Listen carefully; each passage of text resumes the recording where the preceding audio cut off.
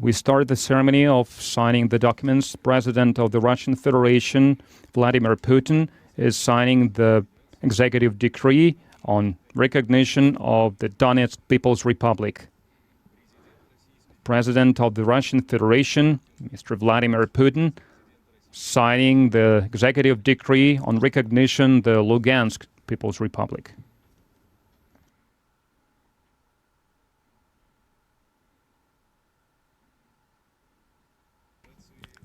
The President of the Russian Federation, Mr. Vladimir Putin, and head of the Donetsk People's Republic, Mr. Denis Pushilin, are signing the agreement on friendship, cooperation, and mutual aid between the Russian Federation and the Donetsk People's Republic.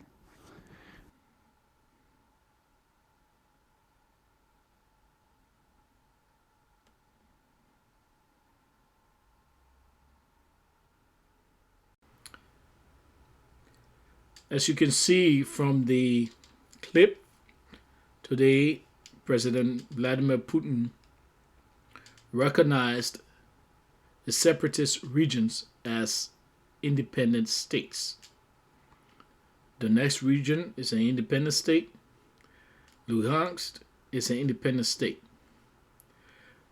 But in that recognition, if you see at the end, they also signed a cooperation and aid agreement with independent states. So, there's an implication there. That means the Russians can now openly provide weapons to the separatists. The separatists, it is my belief, and I don't have proof of this, but judging from what happened in 2014, that the separatist forces already been training with Russian forces. All these Russian exercises now, and they've been doing, the separatists always been training with them. That happened in 2014. Separatists got tactical training and operational training from the Russians. So they're better when it comes to combat than the Ukrainians. Furthermore, the Ukrainians' advantage, military advantage, where they have in the air, those would be eliminated. And if they mass any troop movement against the separatists in a region where they could break through from across the border, Russia will smack them. So I can't understand for the life of me what the Ukrainians are doing. I understand you want to serve the U.S., you want to serve your masters. How about yourself, your people? What does that say? Now, go back a couple of weeks ago, the U.S. accused Russia of doing false flag, of probably trying to do a false flag. And the Russians accused the U.S. prior to that about provocations, provocatia. Now, from an MO perspective, if we're going by history, the U.S. is the one that is used to doing to engaging in false flags, not the Russians. If the Russians want to do something, they will do it. They don't have no qualms doing taking actions when they need to. It's the U.S. that want to pull the wool over the eyes of folks and act like their stuff don't stink. So if the Russians wanted to do something, they would do it. So we'll lean on the Russians this one, that the U.S. was preparing provocations. Things escalated this week with exchange of artillery fire between the Ukrainian military and the separatists. The OSCE, Organization for the Security and Cooperation in Europe, the OSCE map shows most of the artillery fire landed in the territory of the separatists. However, the Ukrainians are claiming that the separatists bombed themselves so as to start a provocation. I don't trust the Ukrainians.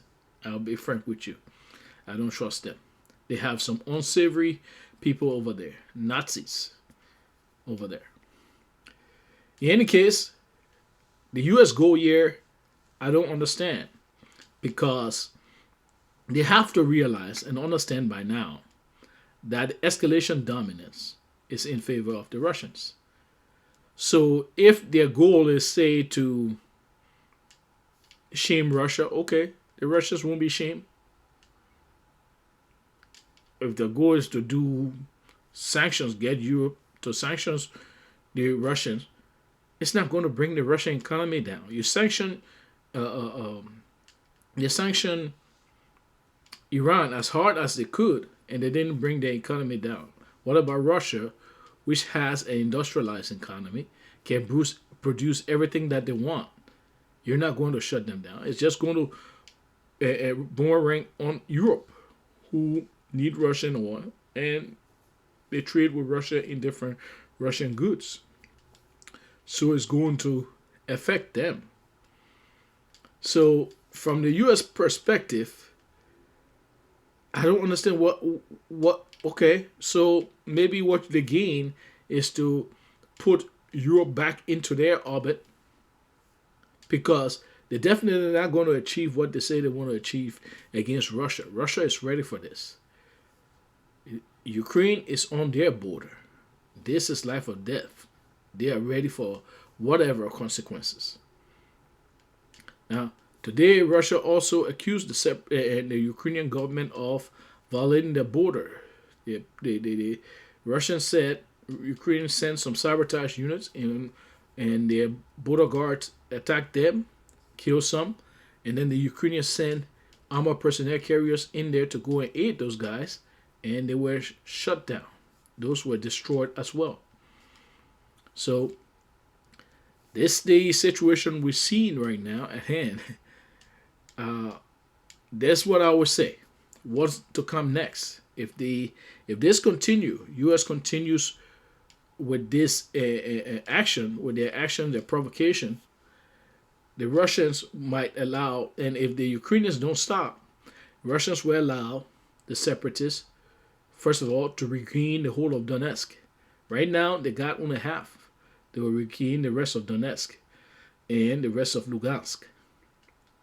Now, if they continue, Russia might allow the separatists to gain other regions of Ukraine, of eastern Ukraine, that were actually historically Russia, that were never part of Ukraine until the Soviet Union, when they added them to Ukraine so as to make one Ukraine Social Socialist Republic. So Kharkiv may go, Zaporizhia, Dnipropetrovsk, those all may go. But if they continue and Russia still wants to be an asshole, all Russia would do is have the separatists seize the whole of the south as well, seizing Odessa. What that would mean now is all the headache from Ukraine with bringing in NATO forces, British forces trying to build naval bases here, that would no longer be an option. Ukraine would now be landlocked. They would have lost all their factories, because the industrial capability for Ukraine is in the east, because those were Russia before. So all of these areas, then they will lose it. Rinat Akhmatov, the rich billionaire who's been in U.S. pocket, he will lose his factories. So that's another thing that the Russians can do. And as far as Ukraine is concerned, the U.S. can do nothing. I don't understand what these guys that serve U.S. interests in their own country, why they can't recognize their own interest, their own country's interest. So this is what's going to happen. Watch it again. If things continue to happen, what will be the next step? The separatists would take the whole of Donetsk. Last time, Russia stopped them from taking Mariupol. They will allow them to take Mariupol, seize the whole of Donetsk, seize the whole of Lugansk. And if things don't simmer down, They might let them seize the whole of the east and probably the south. So that's how things will go from the Russian side. What the U.S. can do, nothing. Militarily, nothing. Sanctions, sure, maybe they will get the sanctions they want. But as hard as the sanctions can go, it's not going to bring Russia to its knees. And some of the sanctions can go in place because it's going to affect Europe. So maybe the U.S. goal there is to put Europe back under its thumb. Maybe that's the point. Because if the point is to counter Russia, I don't see it. Just as I was about to end my update, I saw this come across the ticker on my phone. That Putin ordered Russian military to Donbass republics as peacekeepers. The Russians are not playing. I think they're tired with this nonsense. We better quit this stuff. I mean, they're not playing. They're now pushing the envelope, telling them, bring what you're telling the U.S. and the West, bring what you got. But we're going to put Ukraine in its place. A couple of things the West continue to forget. Back during George Bush's time, Putin told George Bush that if they tried to bring NATO,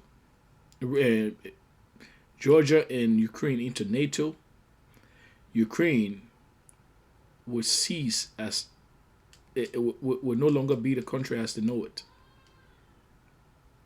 And Russia also said part of their stuff, the treaties they sent to the U.S. for the U.S. to agree to, they said their response will be military and military technical. Furthermore, last year, Putin said that their response when U.S. crossed the red line will be asymmetric and harsh. The U.S. better stop messing with these people. They are tired. They are not playing around with this nonsense.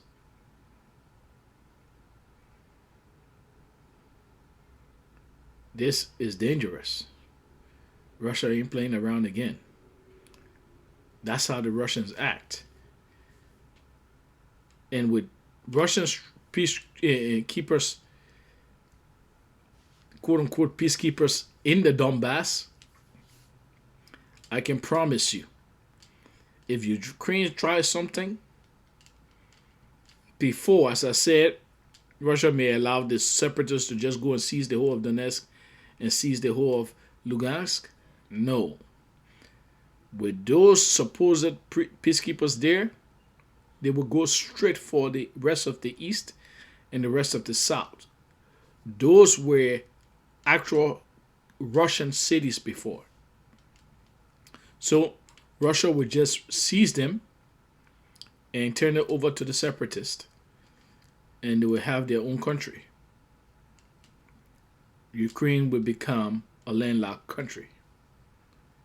And with that country supported by Russia, because only Russia will be supporting them, and supported by Russia, with all of the industrial base of Ukraine, Ukraine will falter.